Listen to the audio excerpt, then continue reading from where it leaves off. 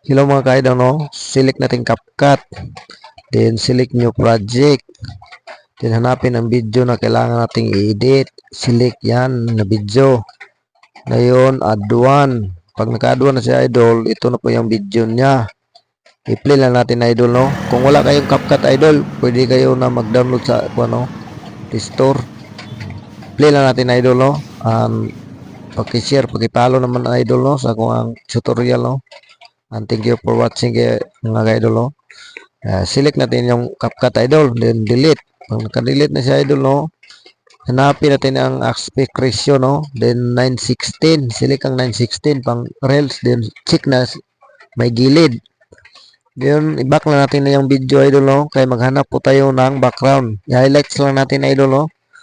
Or pumuti. Pag pumuti na siya na idol, maghanapin natin yung walang tao idol. Yan.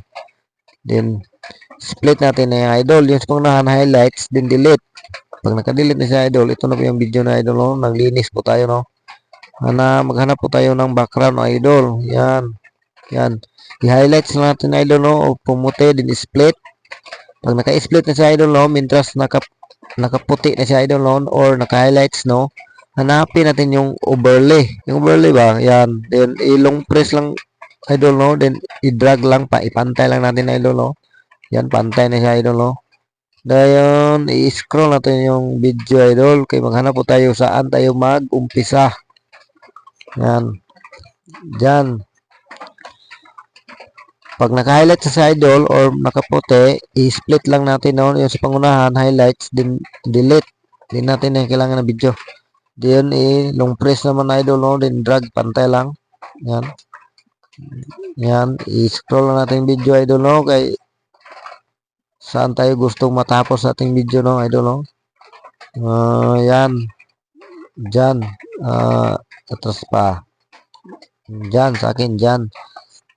Diyan, highlights lang natin idol, no? Then i-split yung sa pangunahan idol na kuhan, mintras naka-highlights, delete natin yan. Select natin, delete. Then yan idol, highlights natin yung background idol, no? Then ipantay lang idol, no? Yan, pantay. Pag nakapantay na siya idol, select natin ulit idol, no? Then pag naka-highlights na siya idol, no? Hanapin natin yung duplicate. Select duplicate. Pag naka-duplicate na siya idol, hanapin natin yung idol, yung overlay. Overlay idol ba? Yung overlay natin yung idol, yung naka-duplicate na walang tao idol. Yan, select overlay. Pag nasa sa taas idol, no, long press lang, ipantay lang idol, no. Pag nakapantay na siya idol, nawala yung tao idol, yung nasa gitna, no. Pag naka-highlight sa idol, no, hanapin ang remove video. Then, custom removal, select lang. Then, ang lato-lato, kayo na bahala mag-adjust, idol, no. Then, select natin yung brush, idol, no, yung brush, huwag yung pro. Yan. Pag i-brush natin yan, idol, yung naka-brush na may color na red, idol, yan ang maiiwan, no. Yan, i-brush na natin, idol, hanggang matapos, no. I-brush na natin. Yan. Pagkatapos ng brush natin yan idol, antayin lang natin mo green check sa kilid idol, no. Pag naka green check na siya sa kilid idol, check na lang sa may gilid din. Yan, antayin lang natin idol matapos siya mag removal. Antayin lang natin idol, no. Yan, background removal, no. Okay na siya, then check sa may gilid. Yan na ng idol. And thank you for watching idol, no. Please follow and share naman mga ka-idol, no, para matuto ang mga baguhang nag-i-edit. And pwede na na-export mga idol. And thank you for watching.